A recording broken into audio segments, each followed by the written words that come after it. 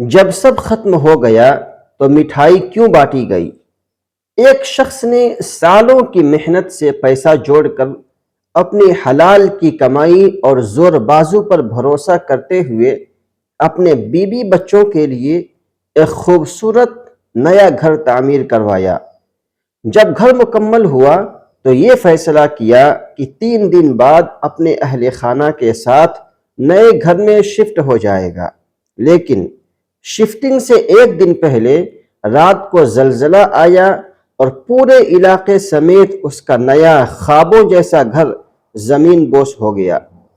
اگلی صبح جب محلے والے اور عزیز و اقارب گھروں کے ملبوں پر افسوس کے لیے کھڑے تھے تو اچانک گھر کا مالک ہاتھ میں مٹھائی کا ڈبہ لیے وہاں پہنچا اور سب میں مٹھائی بانٹنے لگا۔ لوگ حیران رہ گئے۔ ایک صاحب نے اس سے پوچھا اور کہا، کیا تمہارا دماغ خراب ہو گیا ہے؟ یہاں اتنا بڑا نقصان ہو گیا اور تم مٹھائی بانٹ رہے ہو؟ گھر کے مالک نے مسکرا کر جواب دیا، نہیں، میں تو اپنے رب کا شکر ادا کر رہا ہوں کہ زلزلہ 1 رات پہلے آیا۔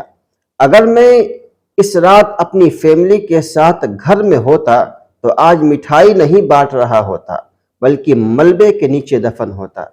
زندگی میں 2 پہلو ہوتے ہیں، ایک شکایت کا، دوسرا شکر کا۔ ہم کیا چنتے ہیں، یہی ہماری سوچ اور ایمان کی پہچان ہے۔